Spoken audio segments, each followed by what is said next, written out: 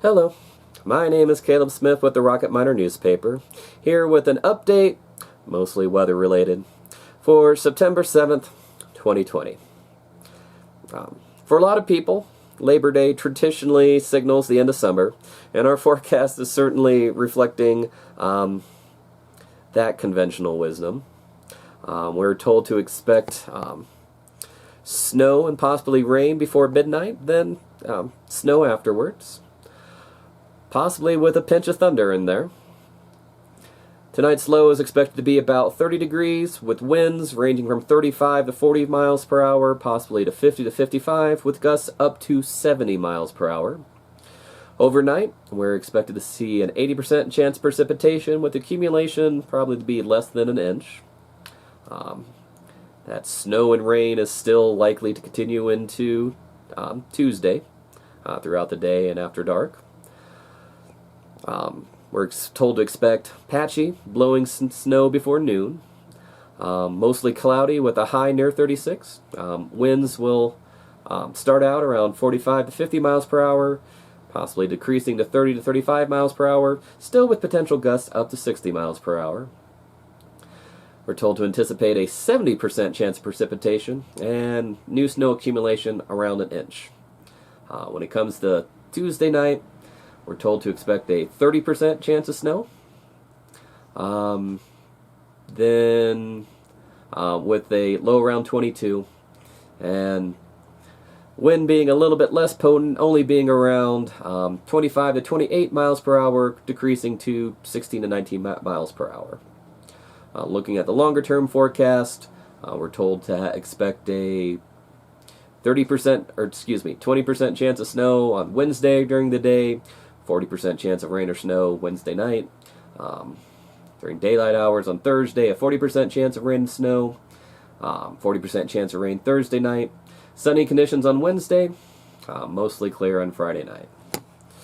Now, one thing I just want to bring up is that, especially since cold weather is about to settle in, we're going to get a kiss of it this week, but now's the time to start prepping and making plans for how things are going to go forward, whether it's your wardrobe, whether it's your garden, whether it's your pets. The National Weather Service has some general tips for preparing for cold weather, encouraging you to check the forecast, make it part of your regular routine so you aren't surprised when you head out. Or one thing I've had to learn with some shift work I've done over the years, it's not as much that I'm dressing for how the conditions are when it's all nice and sunny when I start the day. I want to dress for how it's going to be after dark and after the temperature plummets. People are encouraged to adjust your schedule to avoid being outside during poor conditions, if at all possible.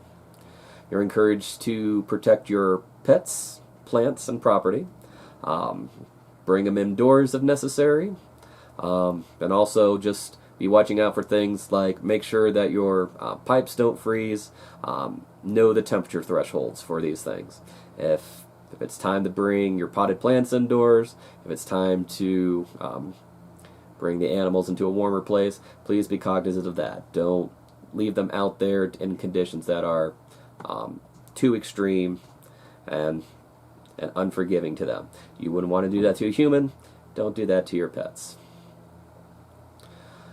Additionally, they say fill up the gas tank. People are encouraged not to let the gas tank get less than half full. That way, if you do get trapped, you'd be able to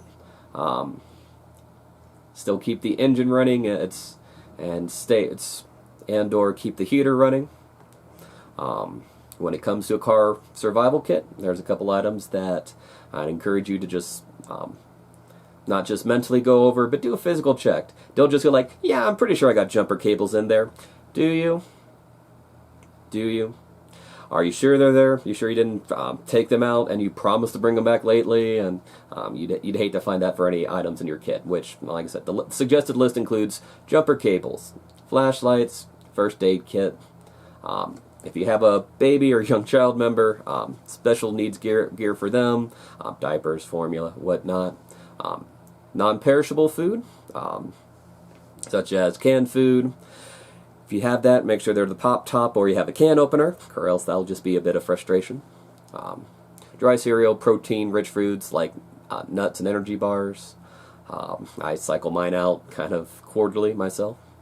Water, they suggest having at least 1 gallon of water per person per day that's going to be in your vehicle for at least 3 days. So if it's just you, have at least 3 gallons of water in there. If it's more than you, remember your multiplication tables. Basic toolkits such as pliers, wrench, screwdriver, pet supplies if you're bringing Fido or Kitty with you. They suggest having a radio, battery, or hand crank. Don't necessarily just rely on the console one. Cat litter or sand for better tire traction. A shovel to dig out snow. Ice scraper. I usually have both the handheld ones and the longer stretch across the windshield kind. Extra clothes to keep you warm. I mean, you don't just want to have just like a spare t-shirt in the back. I would take that if I didn't have anything else, but you want to make sure that you'd be able to have warmer weather gear or gear to keep you warm, such as gloves, hat, boots, jacket, hand warmers, blankets or sleeping bags. I try to keep both myself. And if you're able to, a charged cell phone. And possibly even a spare charger, they suggest. And just one last deal on winter gear. Like I said, take a look at the forecast. Whether you're expected to be out in chilly, cold, or extreme cold conditions this fall or winter, or in some cases still in the spring, you're always encouraged to have good, warm, waterproof footwear, and an outer layer that keeps out the wind and rain. And then as you go along, dress in layers. So if conditions warm up or you warm up, you can vent heat. You don't have to just be all on or all off. And that way, or if the weather's turned, that way you have extra insulation. Just adjust accordingly. It's been quite the year already. I honestly expect 2020 is going to go stay crazy right up to the time when we're flipping the calendar. And we want you all to be staying safe out there, staying warm, staying comfy. Even times when you have weather delays, we want everybody getting back home to their families. So this is Caleb Smith with the Rocket Miner, wishing you a good day. Bye.